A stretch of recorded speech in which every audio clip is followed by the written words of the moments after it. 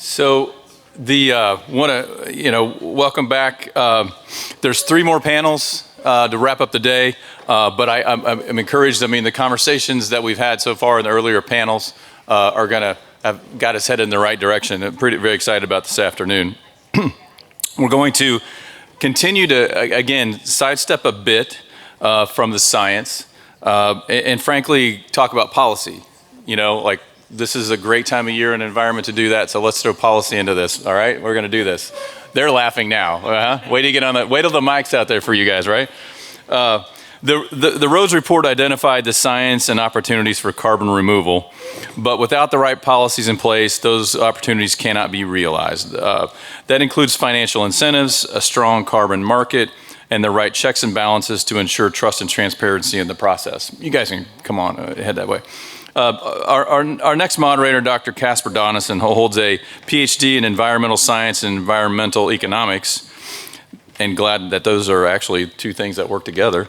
His research at Lawrence Livermore National Lab focuses on the climate mitigation role of biomass resources in substituting fossil fuels and in sequestering carbon in the long-term storage. He also conducts social science on the conditions for public acceptance of novel climate technologies.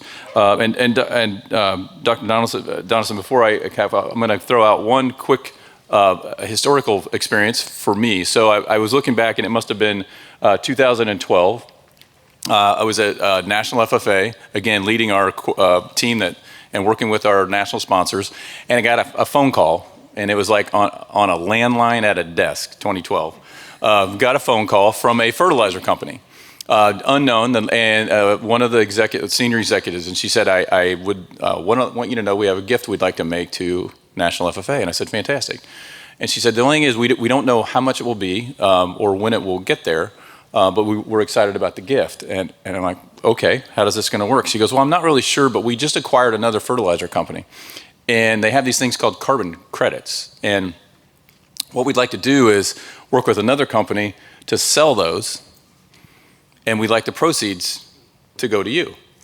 And so then that was the first phone call, and I went back and told the team in the office, and they're like, they're gonna do what? And I said, well, they're selling air, and we're gonna get the money, or something's happening. I mean, it was 2012, what was this? We didn't really understand. Fast forward, the sale was made. It was an anonymous purchaser, but we did find out a little bit. It was one of the big 3 auto manufacturers in Detroit, but they did not want to be known, and they didn't want to be recognized. And the check was $600,000 that National FFA got. So that was 2012, unknown buyer, a gift from a company who had acquired another company who had credits on the kind of first market sale that we had. And so fast forward 10, 12 years now, I re-engaged some friends back in this industry, and the term Wild Wild West came out. So in 10 years, we've gone from unknown to Wild West. So with that, I'll toss it over to you. I don't know if it helps you at all, but just go ahead with some great policy and pricing. Thanks again. Thank you, Todd. It certainly is a fast-moving landscape. And as you said, we've heard so far about the opportunity across the US, right down to county level, the opportunity for carbon dioxide removal. We also heard from my colleague, Jen Petridge, that the Rhodes Removal Report is not a policy document. And so this panel here, we have the opportunity to discuss where the rubber meets the road and what are the policies at the county, state, and national level that are going to help us achieve these targets. We've heard also that later is too late. So we have this opportunity to discuss these policies, which ones are working, where there are bottlenecks, and what to be excited about. And the panelists I have with me are all experts in translating policy and understanding how it's working. And we also have some expertise in designing the policy as well, so we can go into that a little bit. And I'd like to begin with Andy Toyer from the Indiana Farm Bureau.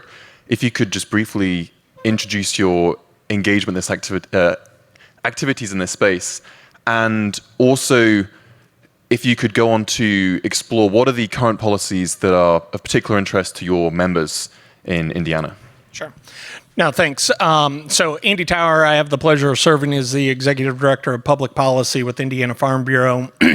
and we represent about 60,000 farmers here across the state of Indiana, and we're fortunate to have an organization in every one of our 92 counties across the state. So when we go to the state house or the local county courthouse or even Washington, D.C. and advocate on behalf of farmers and our members, it's directly from the grassroots. And I think that's one of the things that, kind of sets us apart from some other organizations is having that connection back to the locals.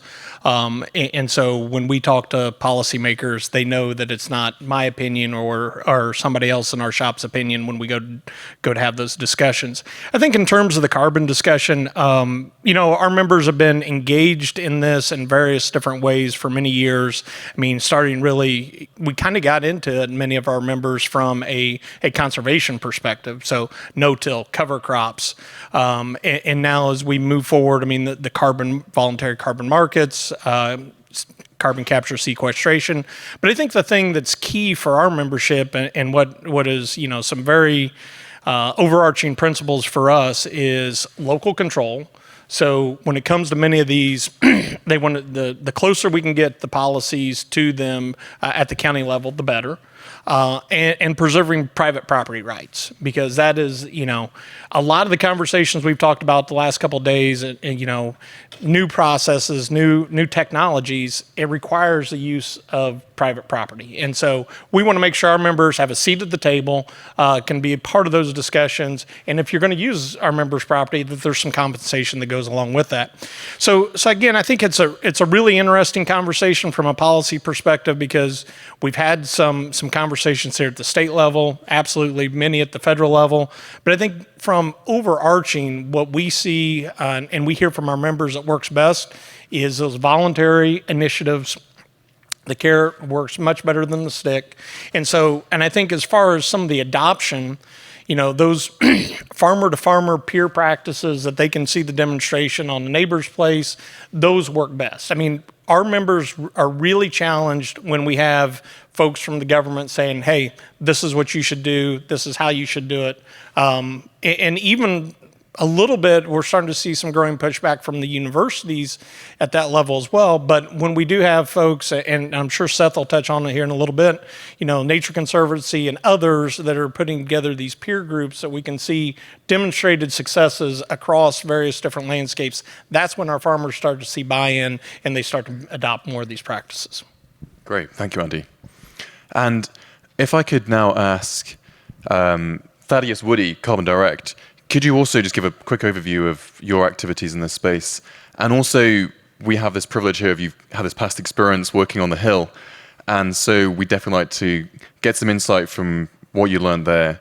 And I know you've also got some interest in the upcoming, the Farm Bill. Hopefully no one's holding their breath for that, but it'd be good to also hear some thoughts on that. Absolutely, yeah. Thad Woody, Carbon Direct. Before joining Carbon Direct last year, I spent more than a decade in D.C. As legislative director for a member of Congress. Worked at the Department of Energy. Really excited to be here today. My role at Carbon Direct now, we help our clients kind of navigate the voluntary carbon markets. I kind of focus on the policy aspects of that. There's a lot of kind of crazy, wild west, I think is the best term to describe the voluntary carbon market right now. There's a wide range of quality and durability and all sorts of things like that. And so we help our clients kind of figure that out. You mentioned the Farm Bill. Currently the Farm Bill is expired. It had a 1-year extension last year after it expired. I think we'll probably see, just talking with Andy, I think we're probably going to see another extension in the lame duck kick it to next year. And then who knows? We've got a new president, new Congress. It's hard to see them putting Farm Bill at the top of the priority like I think we wish it would be. But my sister works at USDA. She's always asking me like, what the heck's going to happen to this? And I'm like, I don't know. If I knew, I'd make a lot more money. But I think there's a lot of opportunities though in the Farm Bill to really address some of the some climate issues, to incentivize a reduction of emissions and even removals as well. So Andy touched on things like, no-till, farming and other sorts of climate-smart practices. I think, the conservation there's our partnership. There's a number of programs at USDA, and a lot of them got a big bump during the IRA. I got to work on that when I was on the Hill. An extra $20 billion over 5 years outside of the normal farm bill process. And so I think protecting that money and kind of shoring that up is going to be a big fight during the farm bill reauthorization. And so I think we're going to see in the next few months whether that happens or not, or whether that money gets diverted or plussed up somewhere else. But I think those are some really big key things there. Outside of these kind of normal conservation things, I think there's some interesting parts of the Farm Bill that focus on food waste reductions and stuff like that can really drive down emissions there as well. So there's a lot of opportunities outside of the kind of traditional farming and conservation practices that can have a big impact outside of that. So yeah, thank you. Excellent. And our final speaker, Seth Harden from the Nature Conservancy. Welcome to you. And on the topic of a number of these projects that are being funded, congratulations to the Nature Conservancy, who just a few days ago received a big cash injection. And the Upper Wabash River project, I understand, received some of that cash. So please tell us how you're spending it. Sure.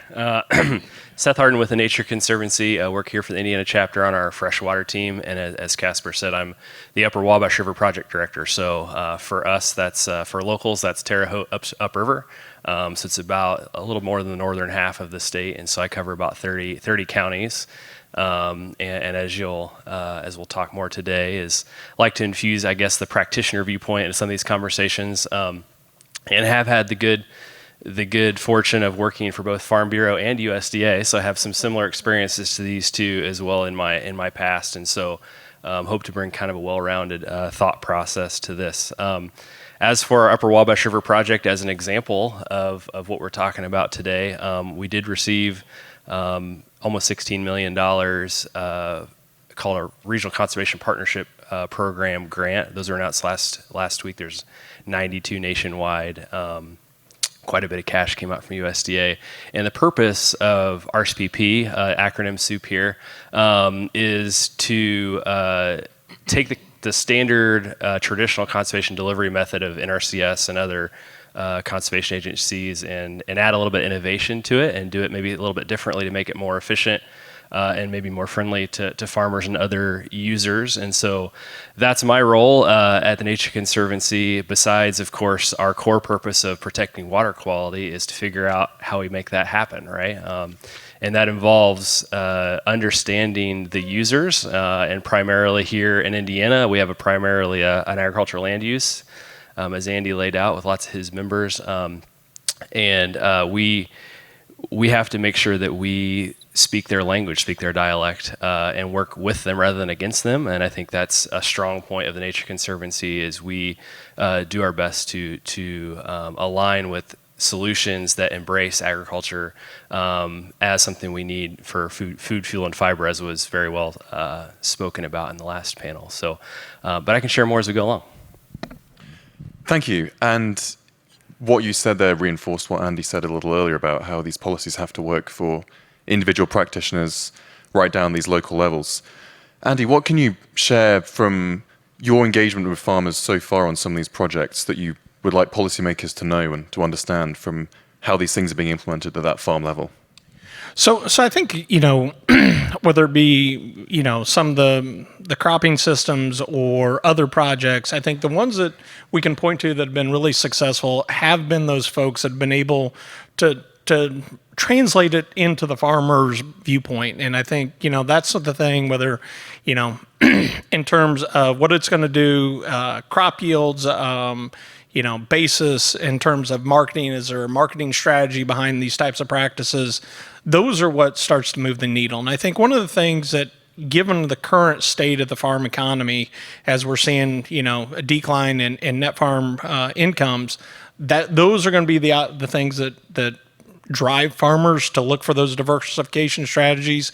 And there has to be some assurances that it's going to work on their farm, because, I think as Seth and several of us have talked before, cover crops, we've been fortunate here in Indiana that we've had some early adopters in those practices, but they just don't work on every acre. And so finding the right practice that suits the right operator is going to be key to further advancing these type of opportunities. And I think one of the things I want to go back to that Thaddeus said in terms of Farm Bill and tying in a little bit of some of the comments of the earlier panel is trade. Because as we continue to sit here at this tight net farm income, if we can get net farm income up, you will see adoption of new innovative practices a lot quicker than we're probably going to see here over the next few years. And so as we think about Farm Bill and other different policy perspectives, we've got to think about how we strengthen that farm gate revenue, because the other thing that we hear from our members all the time, if we have a strong revenue at the farm gate, we're going to have strong rural communities, and then all these other things start to come into place, and we can build more resilient communities and more resilient country. Fantastic. And on that topic of revenue and farm revenue, we heard a little yesterday about how some of the prices in the voluntary carbon market are increasing for some of these farm practices. I wonder if we could explore that a little bit. There was a talk about when there's a ceiling about a certain cost per acre that's needed to trigger some of these changes. Indigo Ag mentioned that yesterday. Is that what it will take, Thad, to get the uptake increasing, do you think, for some of these policies? Just more money? I think money is always good. I think everyone agrees, green line going up is best. But I think there's a lot of challenges to get farmers involved in this. I think, like any market, I think standardization and kind of getting buyers and sellers on the same page, speaking the same language is key. So, it's really hard on farms where you have like a varying, a dizzying array of variables from, soil quality and other environmental factors. And, carbon management is not quite a commodity yet like we'd like it to be. And so, all of that has led to, as Andy touched on, many farmers being, feeling that getting involved in the voluntary carbon market is more trouble than it's worth. This led Congress to pass the Growing Climate Solutions Act a couple years ago. This authorized the USDA to create a program for technical assistance and third-party verifiers to kind of help give farmers, ranchers, landowners, tools to engage with the voluntary carbon market. It's voluntary program. It's all carrots, no sticks, which is pretty popular. Earlier this May, the USDA, they're still in the process of implementing the law and interpreting it. Earlier this May, they requested public comment on how certain parts of the law should be understood. Also in May, there was some a big announcement from the White House, the Joint Statement of Principles that will. On the voluntary carbon market that kind of brings together policymakers from, Treasury, USDA, Energy, and others to really talk about the importance of setting a floor for the carbon market, kind of what the standards should be. Still very much a wild, wild west. A lot of that is being, sorted out. I will, kind of give a shameless plug for in Carbon Direct. The White House principles that they put out are kind of similar to the criteria for high quality carbon dioxide removal that Carbon Direct, publishes every year with Microsoft. And so we think that's, it's a really good step, a really good signal from the government actors there. You see other government actors like the CFTC. Putting out regulations on how certain derivative markets should handle like quality for voluntary carbon credits, stuff like that. So there's a movement all across this, but at the end of the day, it's really hard for buyers of these credits to have assurance in this, and so it seems like every buyer right now still needs to be doing diligence and making sure that they're actually getting what they're paying for when they buy a carbon credit. Yeah, I've heard from some buyers that they're happy to make these case-by-case assessments for projects, which is just not efficient for them to be doing. So what you're saying is it's not just the revenue for the provider of that carbon credit, the farmer in this case. It's also about building confidence in that market, building principles that allow people to go into that market and have a lot of the work already done for them to look at these projects and these options and know which one to pick from. Yeah, exactly. It's hard to scale, one project diligence and look at how it goes across the the way. But as we go forward and as these practices become more widely adopted by members of the Farm Bureau and such, I think we do get to that world eventually, but it's going to take some time. Right. And the science is maybe also a challenge of working out how good is good enough on the science front, because some of these things are just very hard to measure. Maybe you've got some thoughts on that, Seth, yourself? Yeah, I do. Because I guess, put very simply to a question a few minutes ago, is I don't think cash is enough, right? Thaddeus, thank you for helping get some of that cash. We're happy to have it, right? But I can say, from a little bit of experience in the field as IRA and the climate smart commodity projects things came down, is, those of us have some experience working with farmers and conservation saw immediate bottlenecks, right? Like there's a lot of money here, but we don't have enough people to get that money out. And I think that's been well demonstrated by what has and hasn't happened with those projects and that money, right? And so government agencies like NRCS have to scale up in staffing and everything like that, and it just simply won't happen in that 5-year span, right? And so what can we accomplish in the learnings of having that money available and doing those things over time? And I think there's an exclamation point on it too of a government shift, or specifically an NRCS shift from a technical assistance model to a financial assistance model. And so a lot of agency staff are experts in financial assistance. They get the cash from point A to point B if things are accomplished. But farmers need more support than that. And as you mentioned, things like technical service providers are really crucial to that. But I think that the narrative around carbon and conservation in general has changed a lot in the last 5 to 10 years. Farm media is starting to carry stories about these things on a regular basis, if not every issue, right? Where 5 or 10 years ago it would have been a special issue or a special column or a sidebar, right? And so I think it's becoming much more commonplace for farmers and the farm community to be talking about conservation and carbon, right? And so I think the narrative is there. There's a tipping point when it comes to what's being discussed. So I think that with that technical assistance and the ability, that decision support and things like that is what we need first, and the cash will be the follow-up to that, right?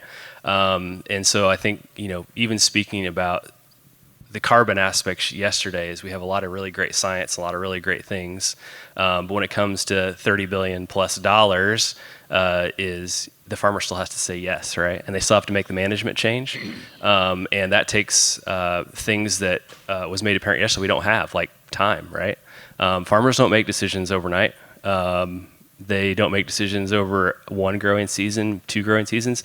3, they might start to think about it, and around 5 is when they might make a decision after they've thought of something, right? And so, we have to show some perseverance in this, and we have to maintain a relational aspect of this, not just transactional, right?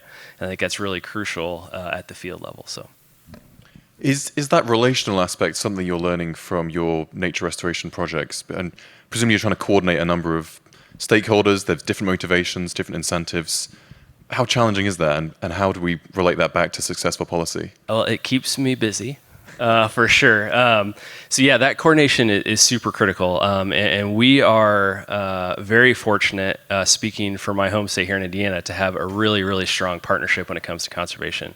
All of our agencies that work in the conservation space are in regular dialogue, and other organizations like Farm Bureau and the commodity groups are pulled into those conversations almost as regularly, right? And that's something I know is fairly unique to our state. Some of that coordination happens other places, but Indiana is a little bit unique in that aspect. So I try not to assume everybody else is doing the same, right? But having that coordination is really important, and then taking those lessons learned from larger projects, right? And I think that's what TNC brings to Indiana, is it takes the partnerships that's developed and we infuse a little bit of the innovation, a little bit of the solution development, and that convening and facilitation that may be lacking just due to a lack of capacity or lack of coordination, things like that, and take it to the field scale. And that requires, as I said before, a lot of time, and it requires that feedback loop of taking lessons learned and implementing those lessons learned to improve the process rather than trying to do the same thing over and over again. Excellent. Shifting gears somewhat, Andy, I saw yesterday there was a discussion around, you mentioned earlier on this importance of acknowledging this as private property. where some of these changes are taking place. And there was a point raised yesterday about clarifying pore space ownership with surface ownership. So this is so when you're storing CO2 underground, who owns the pore space underground where that CO2 is being stored? Is it the person who has the land that's directly above it? And then there's not so many states that have clarified this legally, but the Indiana Farm Bureau was actually very active on this a couple of years ago and got a policy change. Could you tell us a little bit about that? Yeah, so I think this is in 2021 as we started to have handful of different operators starting to talk about CCS and starting to reach out to some of our members. It became clear that then we were hearing from our members that they wanted to make sure that their ownership of that pore space, that subsurface right, was codified in state statute. And so we worked really hard with some of the partners here in the room today to get that across the finish line. And so I think it's kind of set the framework here in Indiana. As an operator, you need to get 70% voluntary support from the surface owners before you can force pool the balance 30. And so I'll be quite frank. I mean, some of our Farm Bureau members didn't think 70% was enough. But if we look to some of the oil and gas regs where it's 51%, the fact that we were able to get to 70 was a pretty big lift. And so we're pretty pleased with that. And I mean, I think you heard from Hugh earlier today. I mean, we've got some projects that are 90+% voluntary support in that. So it seems to be working really well. And it was, I think that was, again, it was one of those founding tenets of Farm Bureau, making sure we protect that private property rights for our membership and making sure that's codified in state law. So that was a huge win for us, and we'll continue to make sure that's protected as we go forward. But, now that we've got some of those regulations or statutes on the books, now it's time to let's see how they start to work, and we'll wait and see if we need to make some tweaks down the road. But again, huge private property rights win for our members, and appreciate the members of the General Assembly that came along with us on that one. On that topic, Thad, how do you at Carbon Direct manage looking at projects where it's quite discrete, the CO2 that's being stored in those underground reservoirs versus the carbon farming on the surface? How are you going about looking at the methodologies and the relatability between those different kinds of projects? That's a good question. I mean, I think there's there's a lot to be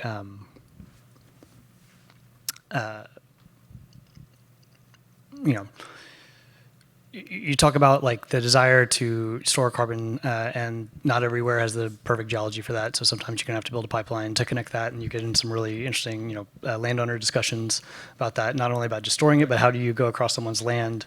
And we certainly don't want to, force that if we don't have to. So, one of the things that I worked on actually when I was in Congress was the Carbon Infrastructure Financing Authority. It's a bill that was eventually included in the bipartisan infrastructure law, the Infrastructure Investment and Jobs Act. And I think that was about $2 billion that we got set aside for that to help finance the build out of these, rights of ways and these carbon pipelines. It can be a shared pool to do that. But to date, still no one has, used any of that money.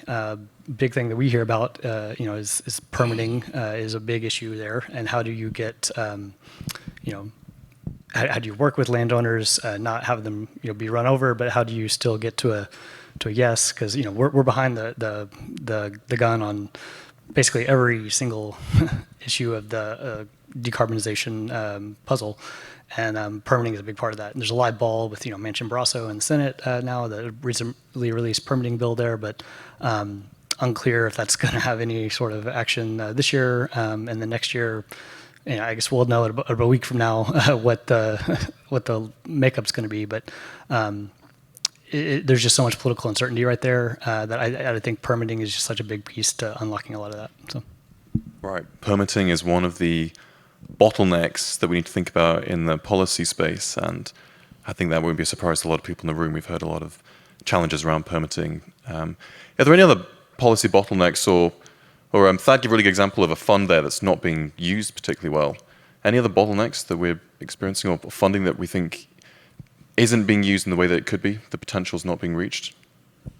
So I think, no specific example, but I think one of the challenges, especially in terms of CCS and just the carbon conversation, for some parts of our communities, this technology is so new and so innovative. I mean, it creates some, just inherently is going to create some bottlenecks in the regulatory and the permitting side. Is people want to make sure they have those assurances that it's safe and all the like. And so I think as we move forward, we'll start to move through some of those, but we're going to, unfortunately, we're going to be stuck with some challenges in the short run. But I think that's the thing that, at least from the farmer perspective, I mean, if they see the opportunity and they can see how that's going to benefit their farm, their family, their community, they'll persevere through. Because, I mean, many of our farms, I think we heard Courtney mention yesterday, I mean, 90% of all the farms here in not only Indiana and the country are family farms. These are legacy farms that they want to pass down. So they're willing to put in the hard work and persevere, but they've got to know the path forward. I would also now like to open this up to questions from everyone here. I'm sure the topic is controversial as policy and what is the right policy to implement. We'll have some people having some disagreements or some comments on some of the things the panelists have been saying. So if you've got a question, please do raise your hand. Don't be shy.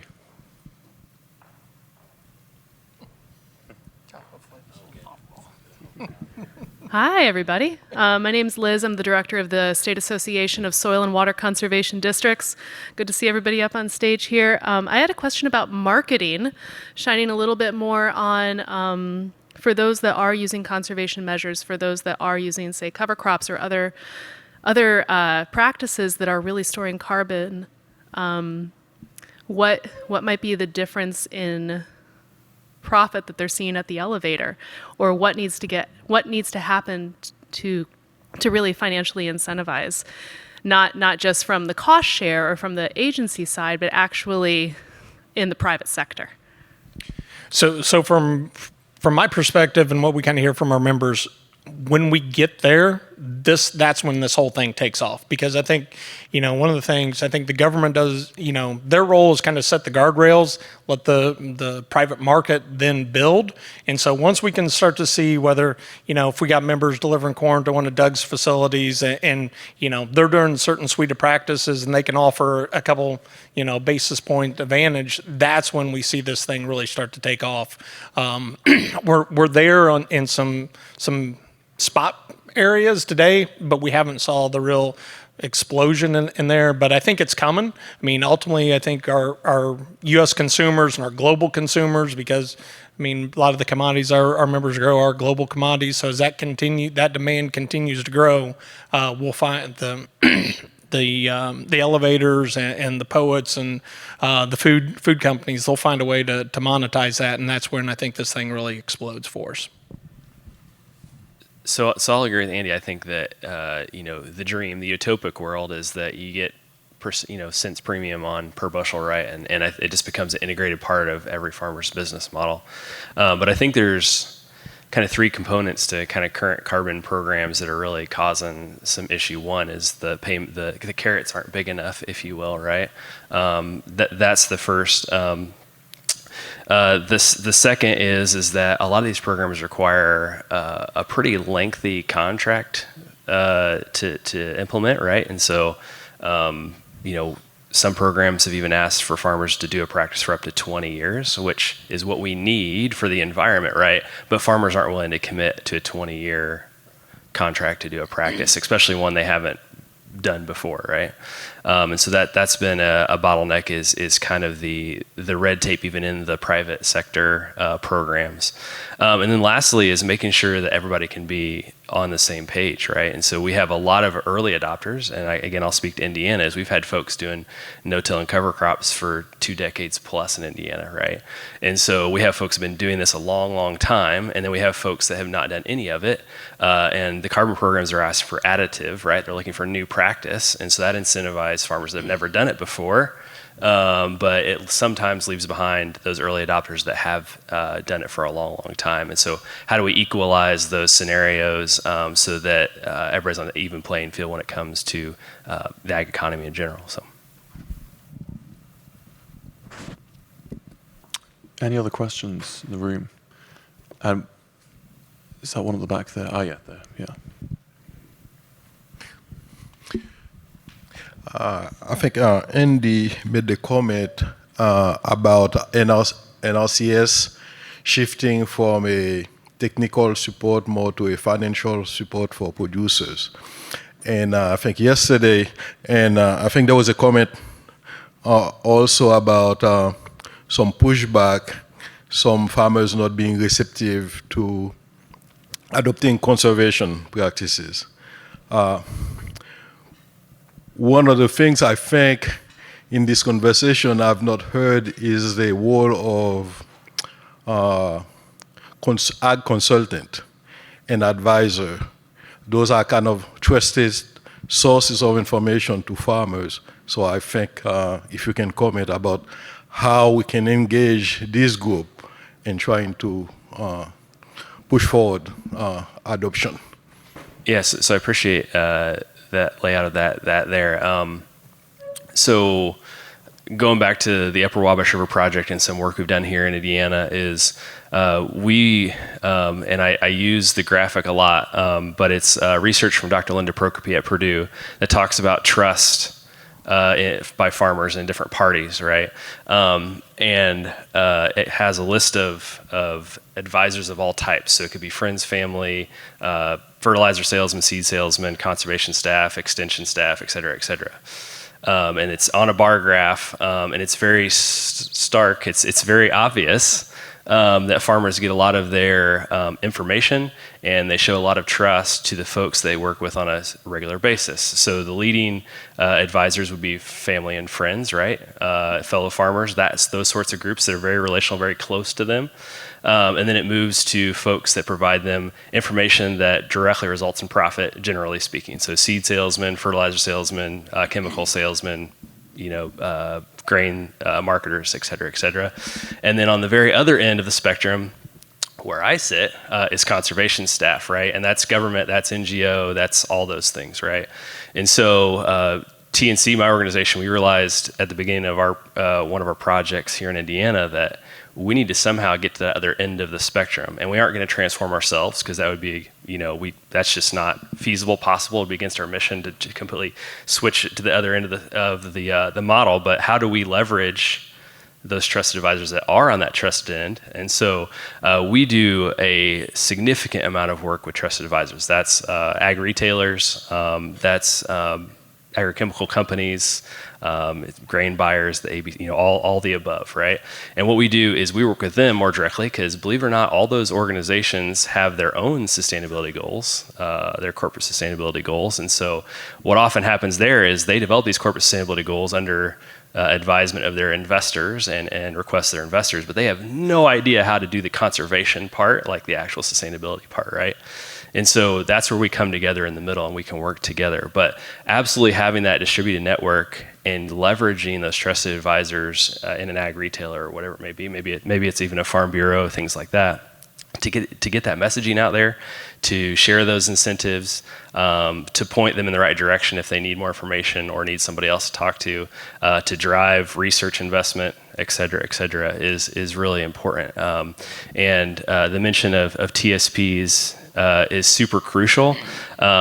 We have, TNC has a goal of influencing 50% of U.S. cropland for more sustainable practices by 2030. That's not that far away, right? Larry Clemens, who's our state director here in Indiana, once did the calculation that if we had, and this is pre-RA, so I'll use pre-RA, but is that it would take us 75 years to reach that goal using just government funding, right? And so we have to leverage, as I mentioned earlier today, every opportunity to invest in this, and it has to be private markets, it has to be government investment, it has to be all those things, and we absolutely have to have more people speaking, talking, and advising in that direction via trusted advisors.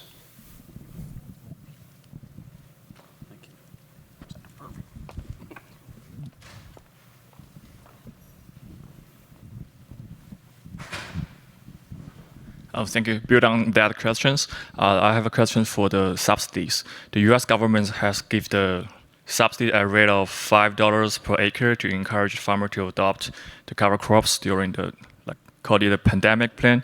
And my question is that how is that subsidy exactly works, like in the insurance companies expect? And if so, what's the rate in Indiana the farmer exactly get the subsidies, and what's the effect about the subsidies works on the cover crops? Thank you. So I believe the first part of your question was referencing the $5 per acre cover crop incentive program, which is a premium discount on crop insurance. So that's something that was started in Iowa, expanded to Illinois and Indiana. Now I think it's in 7 states, but it is a partnership between a state and RMA, Risk Management Agency of USDA, right? And so we're merely a steward of that relationship, but that transaction happens there. And if somebody plants a cover crop and certifies that cover crop, they can get $5 an acre premium discount off their crop insurance. What's been really interesting about that particular design is that it's had way more uptake than your general NRCS programs, right? Even though the incentive via NRCS for cover crops it ranges by year, but it can be anywhere between $40 and $60 depending on where and what and who, right? And so you have a $5 incentive versus a $60 incentive, and the uptake in the $5 incentive is larger and easier to get, right? And so we've seen that scale much faster, right? And so I think that draws a pretty straight arrow towards there's a lot of red tape that's preventing folks from adopting these practices, right? And I think there's a lot of also, it points to a lot of willingness to do these practices, and folks are kind of in that line of ready to do it. They've got enough information. They've had that time I mentioned earlier, and it's time to pull the trigger. But carbon programs are too confusing, right? Government programs take too much time, effort, paperwork, signatures, et cetera, right? And so they're looking for the easy button, and those $5 where you have to do a 1-page online form takes you about 5 minutes, and you get that premium discount. That's the injection they want, the injection they need, even though it is at a reduced rate, right? The second part of your question is about kind of the degree of incentive or subsidy, and I think that's really, really important. And so looking at the report, we see that it's $40 per ton per year for cover crops, right? $40 isn't enough, right? I guess I would argue with the report in that aspect because if you start adding up seed cost, if you're doing termination of cover crops, that cost, one of the most expensive aspects of all this is the farmer's time, and that's a limiting factor, not just because it costs, but also because there's just not available time. Labor shortage is a huge deal in agriculture right now. And so there's a lot of aspects that add up to a much larger number than $40. And $40 is per ton, and per acre is somewhere around half a ton a year, right? And so $40 actually spread over multiple acres. And so the math is a much larger number than that. USDA incentives, like I said, are somewhere around that $60 per acre right now, if I remember correctly, which seems like a big number and does drive a lot of those early adopters, but it's not enough to draw those middle adopters that are looking for all the assets they need to make that change. I think the other thing too that we've got to remember was some of the adoption rate. Not, especially here in Indiana, not every acre is suitable for cover crops. I mean, we've got some farmers that farm, members that farm in the Wabash River Basin, sandy soils, and if it floods and those cover crops get flooded out, I mean, now we're adding days, weeks, maybe months till we can get back in on those fields. And so I think that's the other challenge too, is as we look for different opportunities, is what's that next suite of practices beyond cover crops, conservation tillage, and the like, and that'll help move us into further adoption on some of those acres.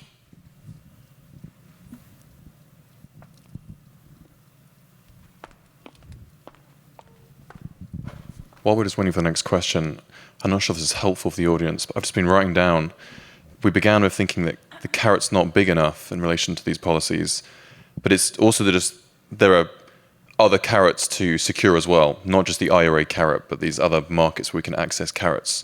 The carrots aren't all the same size, and not everyone wants the same size carrot. Maybe people don't even want a carrot, they want some other kind of vegetable. We also need to build trust and relationships so that people will take the carrots, and that relates to getting knowing you have the security of carrots over time. And also the people who are providing the carrots, which comes to the carbon director's role, your buyers, they need to know they're getting a fair price for the carrot they're giving. Don't know if anyone would add to that analogy before our next question, but helps me think things through a little bit. On to the next question.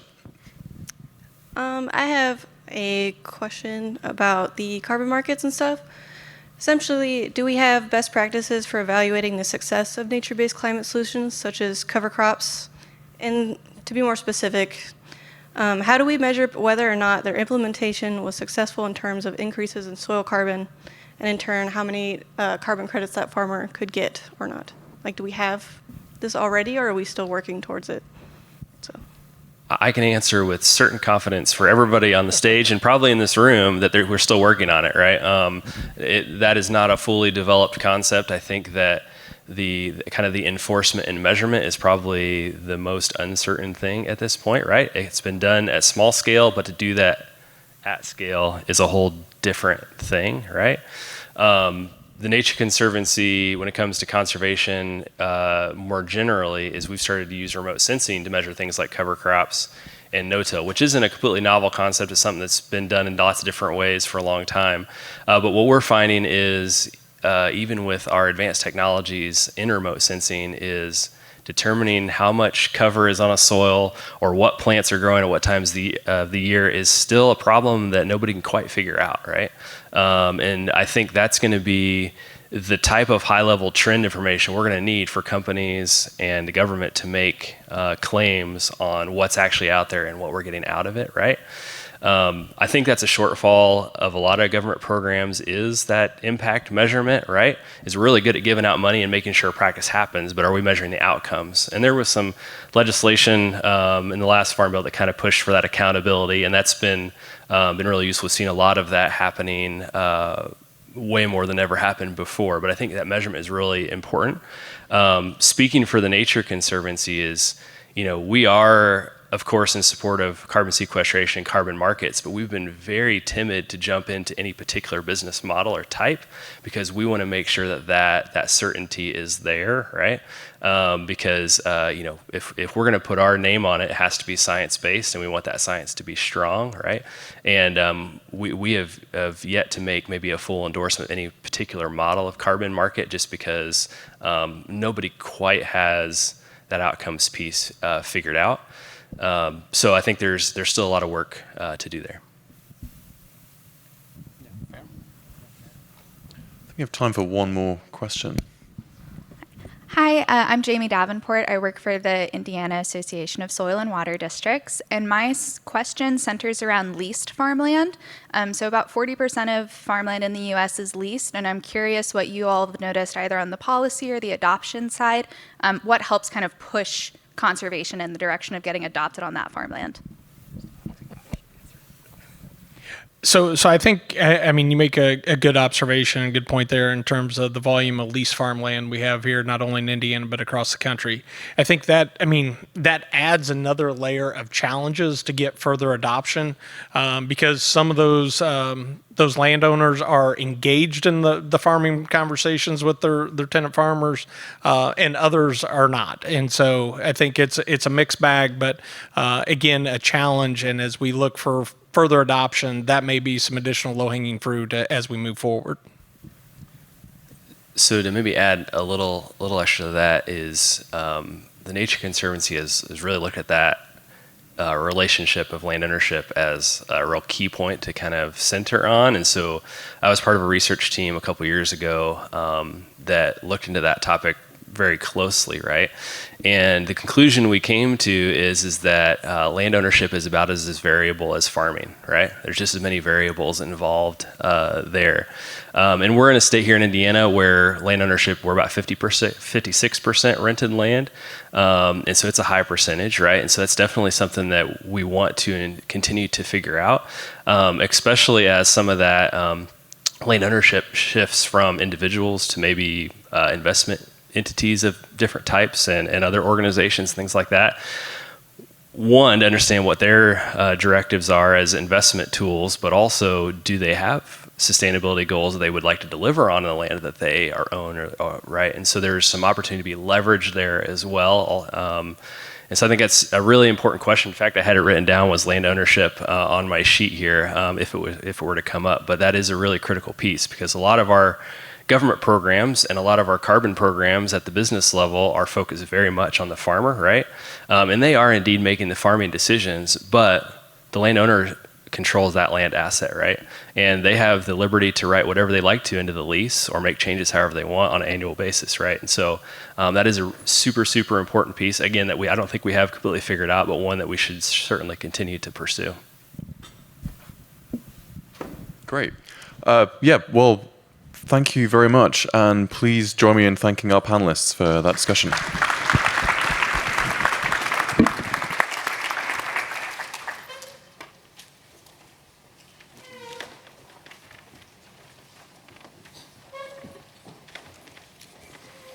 Thank you. Great discussion. And a couple things maybe to add on that. For familiarity with Farm Bill, I won't cover a lot of it. I mean, Farm Bill is 5 years. Come on up. That's fine. Yeah. So those are 5 years from when they're actually passed. You can look it up. There are 12 titles. One of those is nutrition, which is about 80% of the Farm Bill funding in there. So look that up. It's really important to understand, that it's 5 years, and in some cases, the investing in a new technology or a new practice on the farm takes about 5 years to see leveled profitability. So important that something like that gets done.